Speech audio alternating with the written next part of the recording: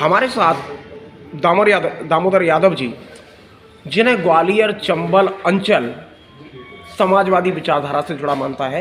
इन्होंने सदैव आम आदमी के लिए संघर्ष किया है और अभी एक अधिकार यात्रा निकालने जा रहे हैं। इनकी अधिकार यात्रा शुरू हुई है, ओबीसी अधिकार यात्रा। यादव जी, मध्य प्रदेश में 2003 से ओबीसी के मुख्यमंत्री हैं, फिर क्या आवश्यकता पड़ गई अधिकार यात्रा की?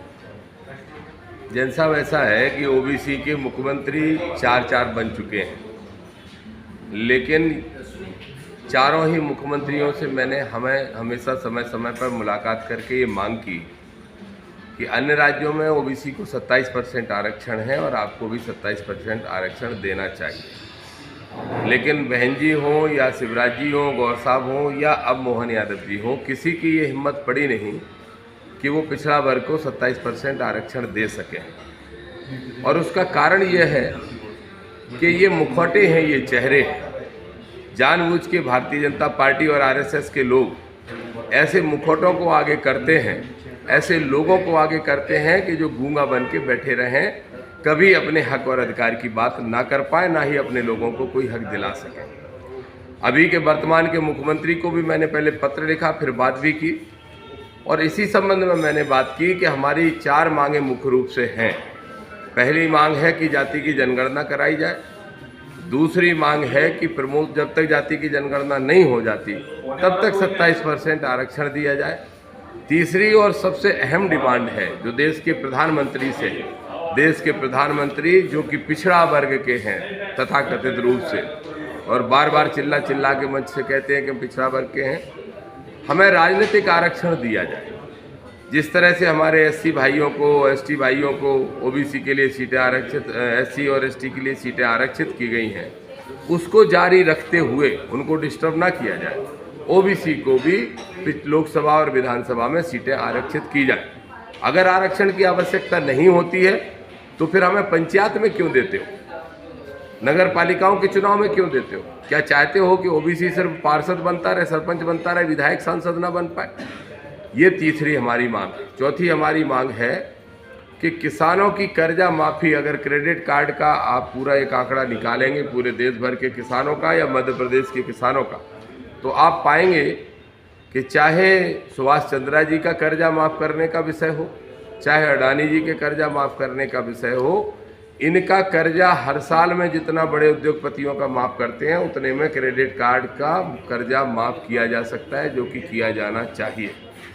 एक और 5वीं मांग भी हमने बाद में जोड़ी है इस यात्रा में। हमारे सभी बहुत सारे साथियों ने कहा कि प्रमोशन में रिजर्वेशन की भी आवश्यकता होती है, तो वो 5वीं मांग भी हमने इसमें ऐड की है। इस यात्रा के टोटल 8 चरण होने हैं।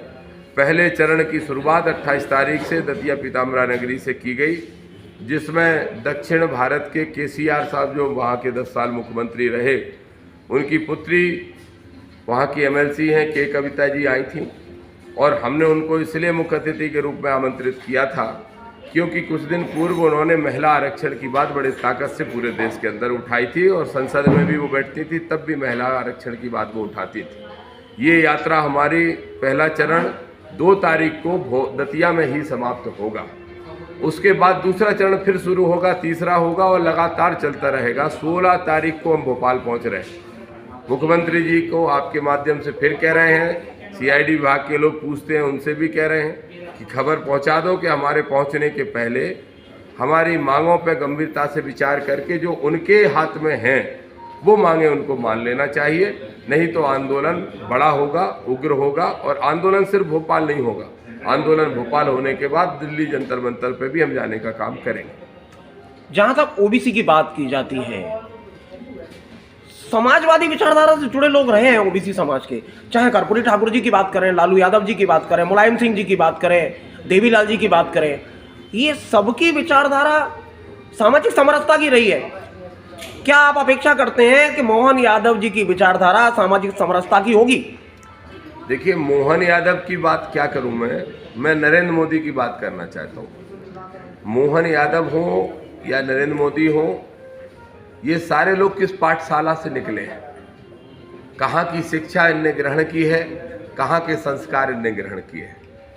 कोई किसी जाति में पैदा हो जाए इसलिए समाज सुधारक बन जाए, ऐसा नहीं होता। समाज सुधारक तो बहुत सारे सामान्य वर्ग में बड़ी संख्या में पैदा हुए, ब्राह्मण, ठाकुर, जैन, वैश्य सभी पैदा हुए हैं। समाजवादी विचारधारा और कम्युनिस्ट विचारधारा में तो सामान्य वर्ग के लोग ही बहुत बड़ी संख्या में रहे और आज भी हैं। तो विचारधारा क्या है इस पर निर्भर करता है। ये जिन लोगों के आप नाम ले रहे हैं, भारतीय जनता पार्टी बड़ी होशियार है वोट लेने के मामले में। भाजपा के दो एजेंडे होते हैं, एक हिडन एक ओपन।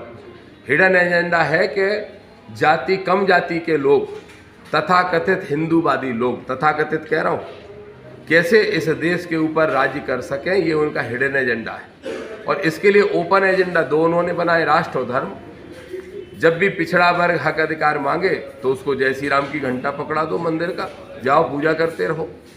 और जैसे ही रोजगार मांगे हमारे नौजवान तो बोल दो पाकिस्तान अटैक कर रहा है, तुम्हें रोजगार की पड़ रही है।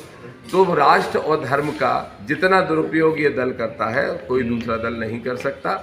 उसी की विचारधारा के लोग प्रधानमंत्री बन जाए, राष्ट्रपति बन जाए, मुख्यमंत्री बन जाए, उससे कुछ पिछड़ों दलितों का भला होने वाला, शोषित वंचितों का भला होने वाला नहीं है।